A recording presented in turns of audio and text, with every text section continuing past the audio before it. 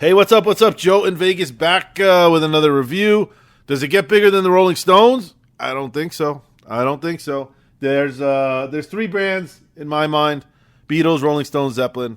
They're the beyond the Mount Rushmore. They are everything, and they've been doing this for 50 plus years, and they're in some capacity they're all still doing it. And their music, when you hear it today, sounds just as good, even better amongst all the shit that's out there than it did when it was released years ago. These are the humans that put the soundtrack on our lives. These are the songs we've been listening to since we're kids, and we're listening to as we're turning, into our 50s and 60s. It's incredible. 70s.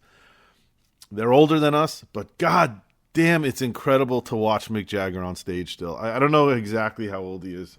I should look, because I meant to look last night. Let's see. Let's look together. How old is Mick Jagger? 80 fucking years old. He, sometimes you see these artists and maybe they're holding up physically, but their voice doesn't hold up. His voice sounded strong. This guy was running along the stage on this huge, they have this runway that goes out into the crowd. I didn't see him get tired 1 second. I just didn't see it. It's incredible. It's incredible. Keith has been slower for years. Even Ronnie seems a little slower. They both kind of just huddle in the back. They come out here and there, but Mick is really the energy. He always has been, and it's incredible. To watch these crowds sit down, because we can't make it. By song 7, everybody's starting to sit down because they just can't stand that long. And this guy's running around and sounding incredible. It's just amazing. Let me get into the set list. I'm ashamed of myself, and I'm going to publicly shame myself. There was a moment last week where I was thinking maybe I wasn't going to go. Ticket prices are crazy. They're crazy. They were $900 for decent seats with all the fees and stuff. That's before you pay for parking, before you pay for food, before you pay for drinks at the show. To go with a couple people, you're talking $2,000 for a night. To take your family, you want to show your kids Rolling Stones, you're talking $3,000-$4,000 a night. That's a big number. That's hard for me to tell somebody it's worth it. If you've never seen them, then yeah, it's worth it. If you don't go to a lot of shows, yeah, it's worth it. This is a special event that's, at some point they have to stop. They can't keep doing this. But at some point, if you haven't seen the Stones, just pay the money. I know everybody's hurting. It's not so easy just to say pay the money, but if you can figure it out, pay the money. For someone like me, I've seen them pretty consistently every time I could, basically since '89. I had my doubts. I've been spending so much on tickets and all these, because ticket prices, like I said, have just gone crazy. There was a voice in my head, but I woke up. I snapped out of it, thank God, a few days before, and I just said, you know what, I'm going to wait till the day of the show. So this is a little tip for everybody. I don't know how I did it. Found $200 tickets. It was section 114, row, 24 or something. I found them on Ticketmaster. They were resale tickets. Somebody clearly was dumping them. Didn't care about the price. It must have got comped, because everything around me was $700-$800 tickets. And I don't know how. They popped up for $200, and I just grabbed them. Thank God. So I got lucky. I'm sure the people around me who paid that much money, the full price, were not upset. It's hard to be upset because it's the Rolling Stones, and they're so fucking good. So, if you can't afford it, they have these side view seats too that are like $150, which are also, my friend sat there. He said it wasn't terrible. You couldn't see the band most of the time, but when they came out, you were good. But for $150 to get something, you could see Mick most of the show. It's better than not going. That's for sure. There's something about Rolling Stones. There's something about the fans. I had a buddy come in from LA. I had a bunch of friends from Vegas that were all over the arena. I was in the supermarket that day. Someone was wearing a Stones shirt, and I said, "You going?" He goes, "Fuck yeah!" I mean, it's like this community. You saw people all over town wearing Rolling Stone shirts and pointing at each other and giving thumbs up. Man, it's a beautiful thing. It's a beautiful thing. Let me get into the set list. They seem to change the first part of the set list every night. They start with "Start Me Up." I don't think there's a greater song to open a concert with. I remember them starting with that back in '89. It's the perfect song to fire up a crowd. Then he went into "Get Off My Cloud," great song. Then he did "Let's Spend the Night Together." Then he did their new one, "Angry," which I really like. I don't know if you've seen that. If you haven't seen that video, do yourself a favor. After you watch this, of course, finish this, like it, subscribe, leave a comment, and then go Google "Angry" by Stones. But I'm pretty sure if you're listening to this review, you've seen it. Great classic Stone song that they just put out a few months ago, and an even more amazing video to back it up. Just perfect. Then this was interesting. I've never seen this. They did Bob Dylan's cover of "Like a Rolling Stone," which was a trip. I couldn't believe it. It was great. He did a great job with it. It was awesome. I'll get into some of my thoughts a little bit later. "You Got Me Rockin'," that was their fan voted song. "Mess It Up," and this is where I think the set list gets back on track for other nights. "Tumbling Dice," "You Can't Always Get What You Want." "You Got the Silver," that Keith sang. "Little TNA," Keith sang. "Sympathy for the Devil," "Honky Tonk Woman," "Miss You," "Give Me Shelter."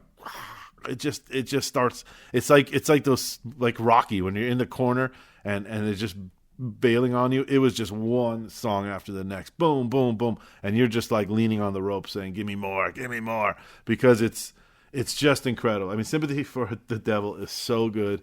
"Honky Tonk Woman" is so good. "Miss You" is so good. "Give Me Shelter" is, for me, I think has become my favorite song of theirs. It is just so full. And when the singer, I don't know her name, I apologize. Whoever you are, you deserve to be mentioned in this. She just, and they do it at every show. I don't know if it's the same girl. They switch it up with every tour, but just incredible. Just such a haunting, beautiful song. "Painted Black," also probably one of my favorites. Jumping Jack Flash to come out, do an encore. He does "Sweet Sounds of Heaven," and they close out, as they always do, with "I Can't Get No Satisfaction." Fantastic set list. This is probably my only criticism, and I have it for a lot of these shows. They left out a lot of hits, but I know they can't play everything. And I know when you have the type of fan base that has been seeing you for 50 years and has seen you 100 times, they want to hear some deeper stuff. They want to hear some newer stuff. They don't always care to hear all the big hits, and I get that. I get it. But I hate walking away from a show like this and feeling like, oh, I wish they played "Beast of Burden." I wish they played "Angie." I wish they played "Wild Horses." I mean, there's so much they can play that would have made this set list even more incredible. I know they can't do more songs than they did, 20 songs. They can't, 19 songs. They can't do more than that. I get that. Would have loved to hear, especially "Beast of Burden." Love that song, but I'm not complaining. You know it's good when you're not complaining. How can you complain? Like I said, age, it's showing on them physically. Mick looks a lot older. He's old. They're old. I mean, I always said, if you take them out of, I don't know how many of these guys wear wigs. It's hard to tell. But if you take them out of their rock and roll outfits and you take the microphone away from them and you put them in polo shirts and khaki pants and go sit them on a park bench in a park or in Miami, they'll look like old guys. They will. But they pull it off. How can you be mad? They're doing it for us. They ain't doing it for them. They're pushing it for us. Mick Jagger doesn't need the money. But they know how much. I mean, again, they're still selling out stadiums, and they're still getting $900 a night. And as much as I was pissed at the ticket prices, it's not them. It's everybody. What am I? People are going to pay $900 for Taylor Swift, but you're not going to pay $900 for the Rolling Stones? Come on. It's not their fault. I mean, it is their fault, but it's not their fault. I mean, ticket prices have just gotten absolutely crazy. So, as far as a rating on this show, you feel it's an honor. It's just an honor to see them. I'm going to give it a 9.7 out of 10. It would have been higher if they played a couple more hits. For me, this is my personal opinion, but it's almost a perfect show. You can't ask for more. They are the best there ever was, and as we say it every tour, this can't go. We lost Charlie. You just can't keep going forever. Even if they don't die, there's going to hit a point where Keith Richards just says, I can't fucking do it anymore.